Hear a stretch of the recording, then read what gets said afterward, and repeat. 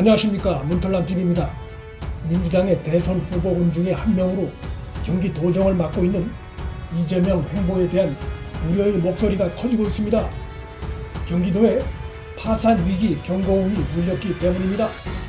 대권 운동에 혈안이 돼 각종 선심성 도 행정을 펴면서 그로 인한 주름이 경기도를 서서히 덮치고 있습니다. 경기도 내의 각종 지표에 따르면 경기도정이 악화되고 있어 베네수엘라화를 우려하는 여론도 확산되고 있습니다. 경기도는 지난해 4월과 올해 초 등 두 차례에 걸쳐 도민은 물론이고 외국인에게까지 재난기본소득을 지급했습니다. 이후 경기도는 보편적 재난지원금의 효과 알리기에 나섰습니다. 재난기본소득 지급액보다 1.85배의 소비를 견인했다고 주장했고, 양극화 완화라는 측면에선 보편 지원이 더 효과가 컸다고 주장했습니다.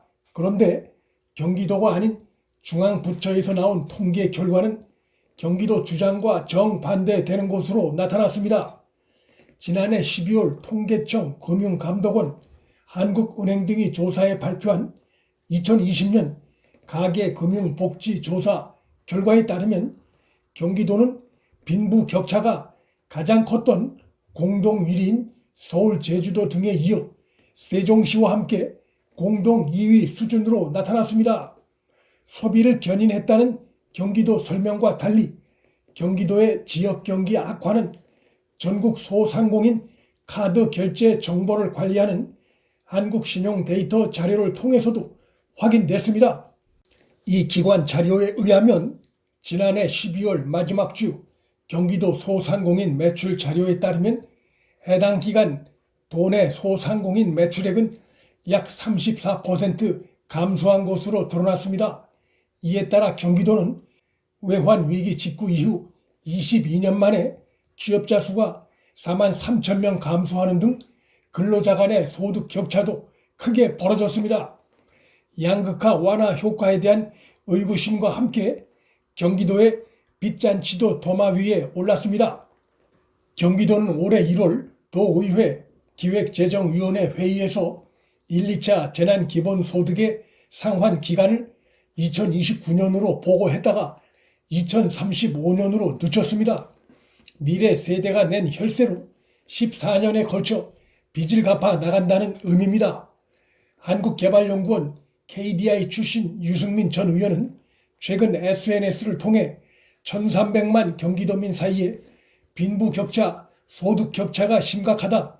그런데도 10만 원씩 전 도민에게 똑같이 지급하면서 서민을 위한 정책이다라고 우기는 궤변에 어느 도민이 수긍하겠나라고 지적한 바 있습니다.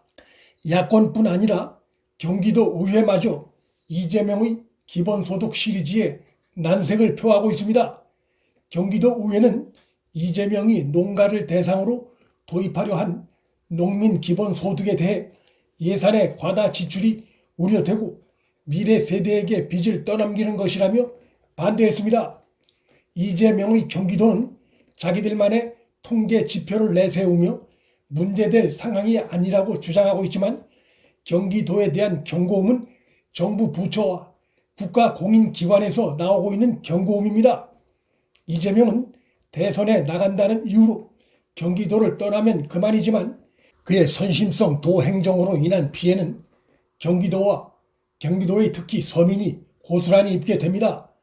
자신의 포퓰리즘 공약의 부작용에 대한 경고음이 울리고 지지도는 정체하자 이재명은 최근 당내의 다른 대선 주자들과 함께 알맹이를 보이라며 갑자기 윤석열 공세에 나서고 있습니다.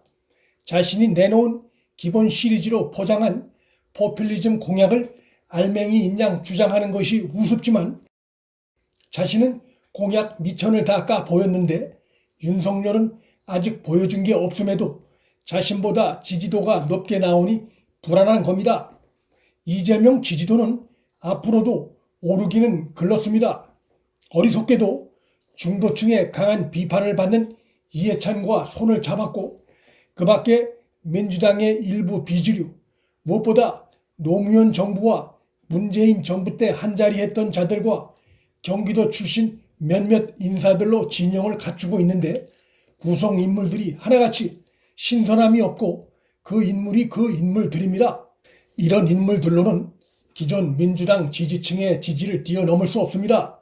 민주당과 문정권이 국민으로부터 버림받고 국민의 지지에서 점점 멀어지고 있는 상황에서 이런 선택은 자기 폐쇄적인 선택이 아닐 수 없습니다.